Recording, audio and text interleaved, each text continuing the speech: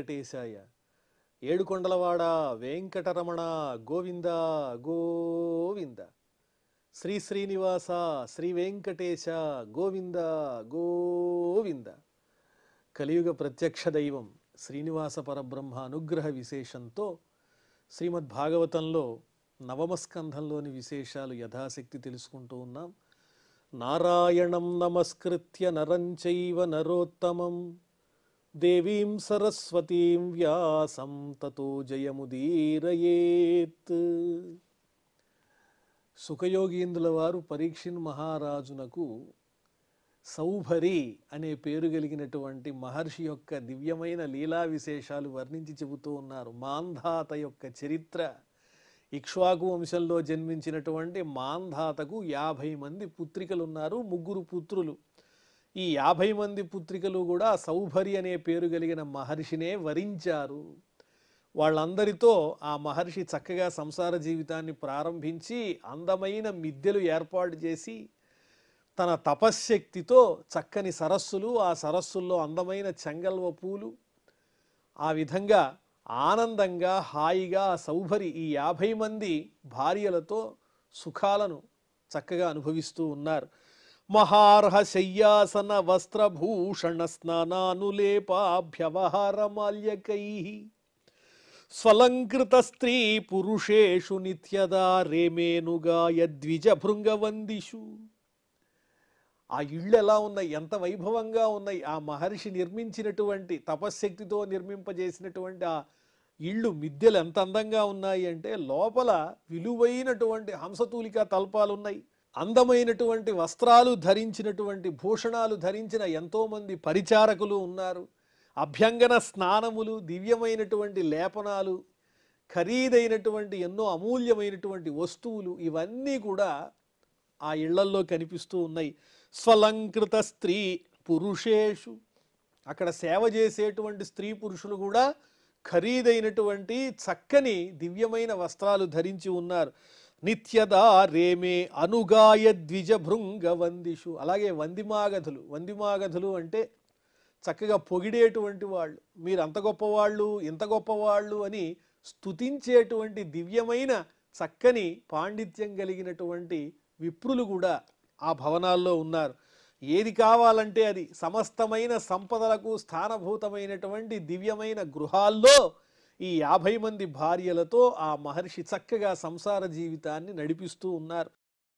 యద్గార్హస్థ్యంతు సంవీక్ష్య సప్తద్వీపవతీపతి విస్మితః స్తంభమజహాత్ సార్వభౌమశ్రియాన్వితం. తన పుత్రికలు ఆ మహర్షితో ఏ విధంగా ఉన్నారో కదా అని ఆలోచనతో ఆ మహారాజు గారు చూశాడు. ఎవరు? మాంధాత.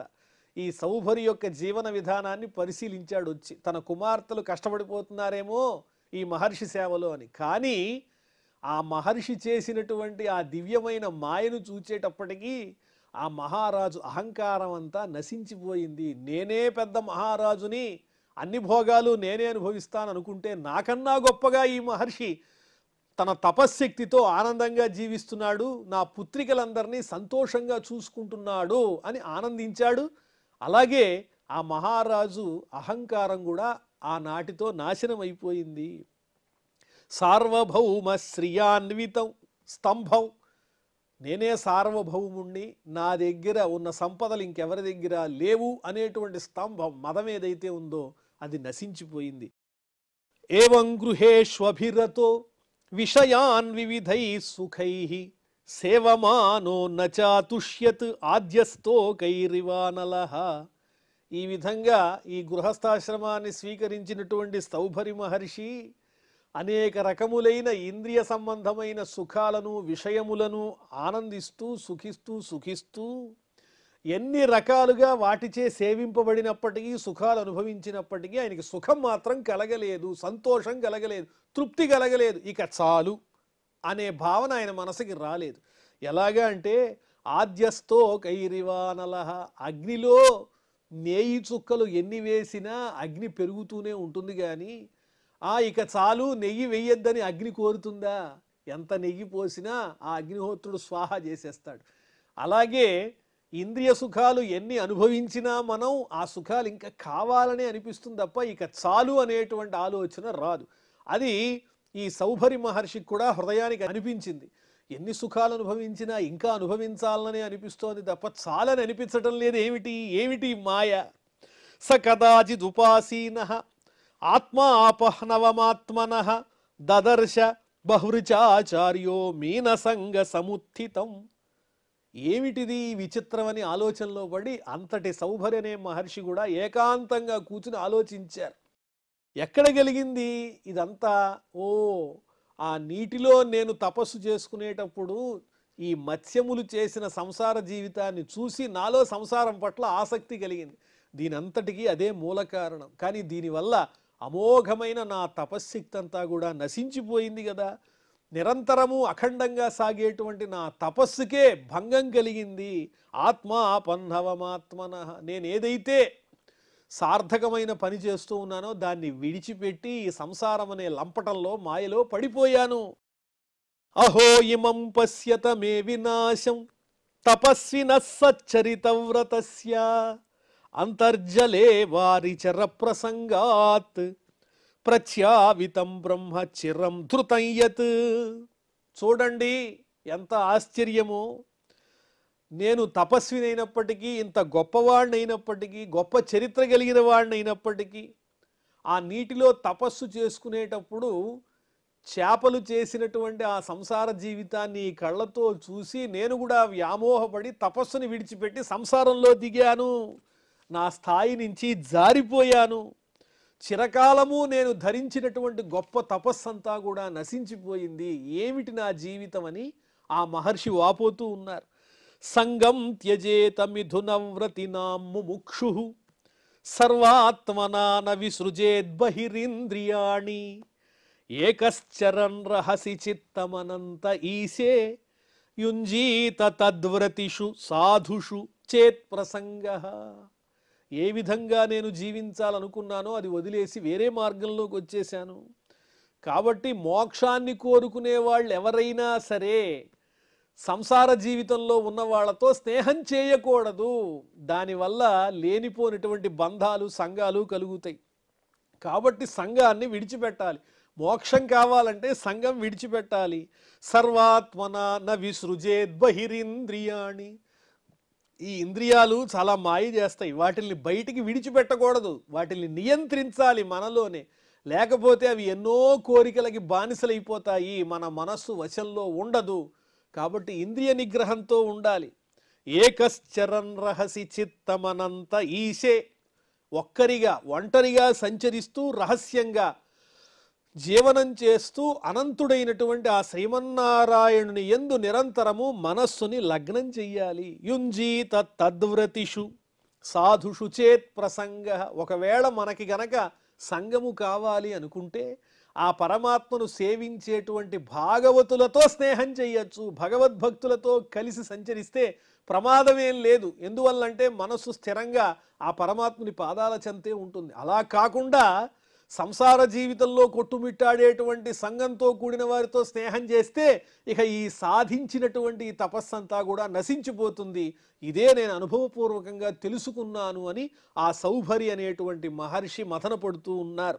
ఉపవాసంబుల డయ్యుటో విషయ సంయోగంబు వర్జించుటో తపమున్పూని చెరించుటో హరిపద ధ్యానంబునన్నిల్చుటో అపలాపంబున నేల పొందితి హతంబయ్యన్ తపంబెల్ల ఈ కపట స్త్రీ పరిరంభముల్ మునులకున్ కైవల్య సంసిద్ధులే. నేను తపస్విన, ఏదన్నా ఒక ఉపవాసం చేసి ఉండాల్సింది. అంటే ఉపవాసం అంటే భగవంతునికి దగ్గరగా ఉండేటువంటి ఏదైనా ఒక బృహత్తరమైన చక్కని కార్యాన్ని ఆచరించవలసి ఉంటే బాగుండేది.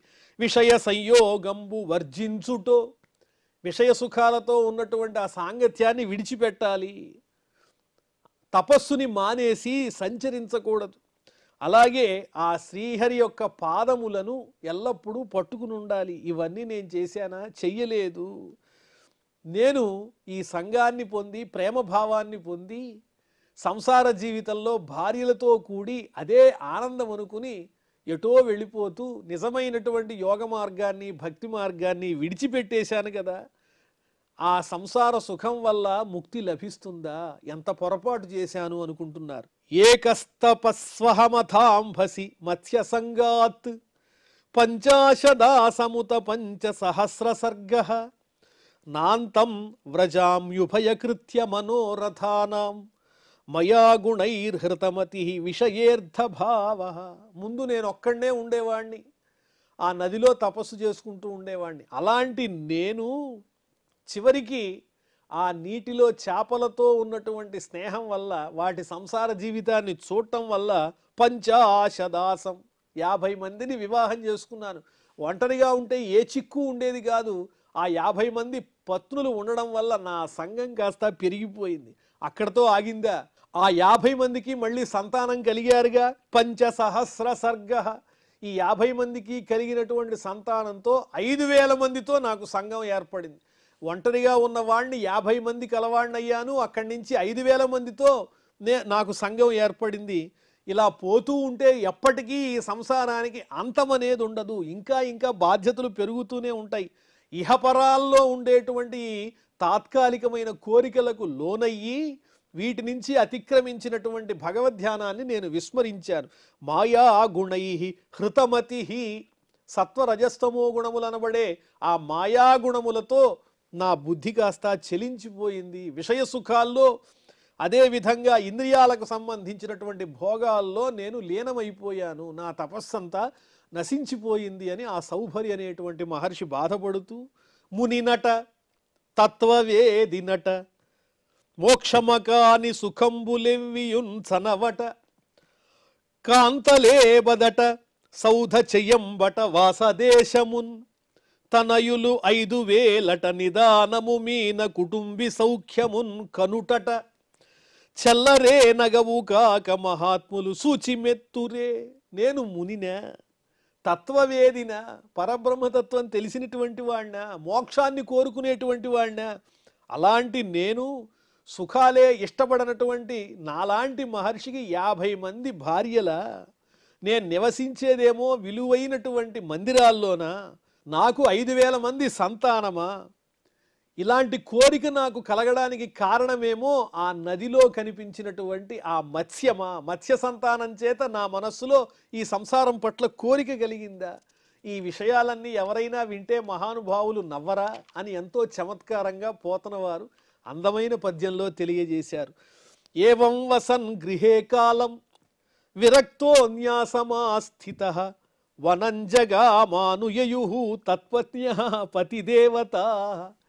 ఈ విధంగా ఆయన ఈ గృహస్థాశ్రమ ధర్మం వల్ల తాను పోగొట్టుకున్నటువంటి తపశ్శక్తిని గురించి తెలుసుకుని విరక్తుడై దాన్నంతా విడిచిపెట్టేసి అక్కడి నుంచి బయలుదేరి మళ్ళీ తపస్సు చేసుకోవడానికి అరణ్యానికి వెళ్ళిపోయారు. కానీ ఆయన అరణ్యానికి వెళుతుంటే 50 మంది పత్నులు కూడా ఆయన అనుసరించే అరణ్యానికి వెళ్ళారు. తత్ర తప్త్వా తపస్తీక్ష్ణం ఆత్మకర్షణమాత్మవిత్ సహైవ అగ్నిభిరాత్మానం యుయోజ పరమాత్మని. అలా అరణ్యానికి వెళ్ళినటువంటి ఆ మహర్షి తీవ్రమైనటువంటి తపస్సు చేసి పరమాత్మతత్వాన్ని సంపూర్ణంగా అవగతం చేసుకుని యోగ మార్గంతో అగ్నిని సృష్టించి ఆ అగ్నిలోనే, ఆ అగ్నుల యందే, యోగాగ్నుల యందు తన దేహాన్ని విడిచిపెట్టాడు. తన మనస్సుని పరమాత్మతో ఐక్యం చేశాడు. తా స్వపత్యుః మహారాజ నిరీక్ష్యాధ్యాత్మికీం గతిం అన్వీయుః తత్ప్రభావేణ అగ్నిం శాంతమివార్చిషః. ఆ సౌభరి భార్యలైనటువంటి 50 మంది కూడా అదే విధంగా తమ భర్త అయినటువంటి సౌభరి మహర్షి చూపించినటువంటి మార్గంలోనే భగవంతుణ్ణి చక్కగా పూజించి వారు కూడా తపస్సు చేసి ఆ ప్రభావంతో భర్తను అనుసరించి వారు కూడా మోక్షాన్ని పొందారు. ఏ విధంగా అంటే అగ్ని ఎప్పుడైతే చల్లారుతుందో ఆ అగ్ని జ్వాలలు కూడా అగ్నితో పాటే ఉపశమిస్తాయి కదా. అదే విధంగా అగ్నిలాంటి ఆ సౌభరి మహర్షి ఎప్పుడైతే మోక్షాన్ని పొందారో ఈ పత్నులు కూడా అలాగే మోక్షాన్ని పొందారు అని ఆ సౌభరి చరిత్రను ఎంతో సుందరంగా వర్ణించి చెబుతూ ఉన్నారు పరీక్షిన్ మహారాజునకు సుఖయోగీంద్రుల వారు. ఇక్కడితో ఈ 9వ స్కంధంలో ఉన్నటువంటి 6వ అధ్యాయం పూర్తయిపోయింది. ఆ తరువాత మనం 7వ అధ్యాయంలో ప్రవేశించాం. శ్రీ సుకౌవాచ మాంధాతు పుత్ర ప్రవరో యోంబరీష ప్రకీర్తితః పితామహేన ప్రవృతో యౌవనాశ్వశ్చ తత్సుతః హారీతస్తస్య పుత్రో భూతు మాంధాతృ ప్రవరా ఇమే. ఇంత గొప్ప చక్రవర్తి అయినటువంటి మాంధాతకు 3 పుత్రులని మనం చెప్పుకున్నాం కదా. ఆ 3 పుత్రుల్లో అంబరీషుడు శ్రేష్ఠుడు. ఆ అంబరీషుడు చాలా బుద్ధిమంతుడు కూడా. అందువల్ల తాతగారు అతన్ని చేరదీశారు. తాతగారు ఎవరు అంటే యువనాశ్వుడు, మాంధాత యొక్క తండ్రి. ఆయన ఈ అంబరీషుణ్ణి చేరదీసి ఆయనే పెంచుకున్నారు. పితామహేన ప్రవృతో యవ్వనాశ్వశ్చ తత్సుతః. ఆ విధంగా అంబరీషుడు తాతగారైనటువంటి యువనాశ్వుల వారి దగ్గర పెరిగారు. ఆ అంబరీషుని యొక్క కుమారుని పేరేమిటి అంటే యౌవనాశ్వుడు అనే పేరు కలిగినటువంటి వాడు. ఆ యౌవనాశ్వుని యొక్క కుమారుడు ఎవరు అంటే హారీతః. ఆ యౌవనాశ్వుని యొక్క పుత్రుడేమో హారీతుడు. ఈ హారీతుడు, యవ్వనాశ్వుడు, అలాగే అంబరీషుడు వీళ్ళంతా కూడా ఈ మాంధాతృ వంశానికి చెందినటువంటి వాళ్ళు అని ప్రసిద్ధి చెందారు. ఆ తరువాత నర్మదా భ్రాతృభిర్దత్త పురుకుత్సాయ యోరగైః తయా రసాతలన్నీతో భుజగేంద్ర ప్రయుక్తయా. మరి మాంధాతకు ఇంకా పుత్రులున్నారు కదా. అంబరీషుడు ఒక పుత్రుడైతే మరొక పుత్రుడు పురుకుత్సుడనే పేరు కలిగినటువంటి వాడు. ఆ పురుకుత్సుడు ఎవరిని వివాహం చేసుకున్నాడంటే నర్మదా అనే పేరు కలిగినటువంటి నాగజాతికి సంబంధించినటువంటి కన్యని వివాహం చేసుకున్నాడు. నాగులు తమ చెల్లెలైనటువంటి నర్మదను పురుకుత్సునికిచ్చి వివాహం చేశారు. మాంధాత పుత్రుడైనటువంటి పురుకుత్సునకు. తయా రసాతలన్నీతో భుజగేంద్ర ప్రయుక్తయ. వెంటనే ఆ సర్పాలకన్నిటికీ అధిపతి అయినటువంటి వాసుకి ఏం చెప్పాడు అంటే ఈ పురుకుత్సుడిని తీసుకుని ఓ నర్మదా నీవు పాతాళానికి వెళ్ళు అని ఆజ్ఞ ఇస్తే పురుకుత్సుని భార్య ఆ నాగస్త్రీ అయినటువంటి ఆ నర్మద తన భర్తతో పాటు పాతాళలోకానికి వెళ్ళింది. అక్కడేం జరిగింది? గంధర్వానవధీత్తత్ర వధ్యాన్వై విష్ణుశక్తి ధృక్ నాగాల్లబ్ధవర సర్పాత్ అభయం స్మరతామిదం. ఈ మాంధాత 2వ పుత్రుడైనటువంటి ఈ పురుకుత్సుడు నర్మదా అనే పేరు కలిగినటువంటి ఆ నాగ కన్యని వివాహం చేసుకుని ఆమెతో పాటుగా వాసుకి ఆజ్ఞ మేరకు పాతాళానికి వెళ్ళాడు. ఆ పాతాళ లోకంలో సర్పలోకంలో కొంతమంది దుష్టులైనటువంటి గంధర్వులు ఉన్నారు. ఆ గంధర్వులందరినీ కూడా ఈ పురుకుత్సుడు సంహరించాడు. ఎలాగా అంటే ఆ శ్రీ మహావిష్ణువు యొక్క అనుగ్రహ విశేషం చేత, శక్తి చేత. దాంతో ఆ నాగులందరూ కూడా సంతోషించి నాయనా పురుకుత్స ఈ దివ్యమైనటువంటి చక్కని విషయాన్ని, ఈ చరిత్రని ఎవరైతే స్మరిస్తారో వాళ్ళకి సర్పముల వల్ల భయం ఉండదు అని వరమిచ్చారు. నాగాల్లబ్ధవర సర్పాత్ అభయం స్మరతామిదం. ఎవరైతే ఈ వృత్తాంతాన్ని, ఈ పురుకుత్సుడు నాగలోకంలో గంధర్వులను దండించినటువంటి విషయాన్ని ఎవరైతే స్మరిస్తారో వాళ్ళందరూ కూడా సర్పాల వల్ల ఏ విధమైన ఆపద పొందరు అని ఆ సర్పాలే వరం ఇచ్చాయి. ఈ రకంగా మాంధాత 2వ పుత్రుడైనటువంటి పురుకుత్సుని యొక్క చరిత్రను కూడా సంక్షిప్తంగా వర్ణించి చెప్పారు. ఆ తరువాత త్రసద్దస్యు పౌరుకుత్సో యోనరణ్యస్య దేహకృత్ హర్యశ్వ తత్సుతస్తస్మాత్ అరుణోధ త్రిబంధన. ఇప్పుడు ఈ పురుకుత్సుడు యొక్క కుమారుడు ఎవరు అంటే త్రసద్దస్యుడనే పేరు కలిగిన వాడు. ఆ త్రసద్దస్యునకేమో అనరణ్యుడనే పేరు కలిగిన కుమారుడు కలిగాడు. అనరణ్యునకేమో హర్యశ్వుడనే పేరు కలిగిన కుమారుడు. ఆ హర్యశ్వునకు అరుణుడనే పేరు కలిగిన కుమారుడు జన్మించాడు. ఆ అరుణునకు జన్మించిన వాడు త్రిబంధనుడు అని ఆ పురుకుత్సుని యొక్క వంశక్రమాన్ని వర్ణిస్తున్నారు. మాంధాత పుత్రుడైన పురుకుత్సుని యొక్క వంశక్రమం. తస్య సత్యవ్రత పుత్ర త్రిశంకురితి విశ్రుత ప్రాప్తశ్చాండాలతాం శాపాత్ గురోః కౌశిక తేజస. ఈ త్రిబంధనుని యొక్క పుత్రుడైనటువంటి వాడే సత్యవ్రతుడు. ఆ సత్యవ్రతునికి మరో పేరే త్రిశంకు అని చెప్పారు. ఇక్ష్వాకు వంశంలో త్రిశంకు అనే పేరు చాలా ప్రసిద్ధమైనది. ఇతని తండ్రి పేరు త్రిబంధనుడు. కానీ ఈ త్రిశంకునకు ముందున్నటువంటి పేరు ఏమిటి అంటే సత్యవ్రతుడు. ఆ సత్యవ్రతుడే త్రిశంకు అనే పేరుతో ప్రసిద్ధుడయ్యాడు. ఎలా ప్రసిద్ధుడయ్యాడు? త్రిశంకు అంటే ఇతడు 3 రకములైన అపరాధాలు చేశాడు అని చెబుతున్నారు పెద్దలు. పితుశ్చ అపరితోషేణ గురోహ దోగ్ధ్రీవధేన చ అప్రోక్షితోపయోగాశ్చ త్రివిధస్తే వ్యతిక్రమ. తండ్రి చెప్పిన మాటని వినకపోవటం వల్ల, గురువుగారి పూజ్యమైనటువంటి హోమధేనువుని సంహరించటం వల్ల, అలాగే విధిగా చేయవలసినటువంటి యజ్ఞయాగాది విధులు నిర్వర్తించకపోవటం వల్ల, ఈ విధమైన 3 రకములైన అపరాధాల వల్ల ఈ త్రిబంధనుని పుత్రుడైనటువంటి సత్యవ్రతుడు త్రిశంకు అనేటువంటి పేరు పొంది, గురువుగారి యొక్క శాపం వల్ల క్షత్రియోచితమైనటువంటి కర్మకు అయోగ్యమైనటువంటి స్వరూపాన్ని పొందాడు, అంటే చండాలత్వాన్ని పొందాడు. శాపాత్తు గురోహ చాండాలతాం ప్రాప్తః. ఆ చండాలత్వాన్ని పొంది ఆ తరువాత కౌశిక తేజస, కౌశికుడు అంటే విశ్వామిత్రుని యొక్క అనుగ్రహ విశేషం చేత సశరీరో గతస్వర్గం అద్యాపి దివి దృశ్యతే. కులగురువైనటువంటి వశిష్ఠుడేమో నీవు చండాలుడివికా అని శపిస్తే, అక్కడి నుంచి విశ్వామిత్రుని దగ్గరికి వెళ్ళాడు ఈ త్రిశంకు అనబడేటువంటి సత్యవ్రతుడు. అక్కడికి వెడితే ఆ త్రిశంకుని ఆదరించినటువంటి విశ్వామిత్రుడు అతన్ని సశరీరంగా స్వర్గానికి పంపించడం కోసం యజ్ఞం చేసి అతన్ని పంపించాడు. అదొక పెద్ద చరిత్ర. సశరీరో గతస్వర్గం అద్యాపి దివి దృశ్యతే. అలా అతడు స్వర్గానికి వెడితే అక్కడ ఉన్నటువంటి దేవతలు, ఇంద్రుడు ఒప్పుకోలేదు. పాతితో అవాక్షిరాదేవై తేనైవ స్తంభితో బలాత్. పైనుంచి దేవతలు ఆ త్రిశంకుని కిందకి నెట్టేశారు. అతడు తలకిందులుగా కిందకి పడిపోతూ విశ్వామిత్రుడిని తలుచుకున్నాడు. వెంటనే విశ్వామిత్రుడు తన తపశ్శక్తితో ఆగక్కడ అన్నాడు.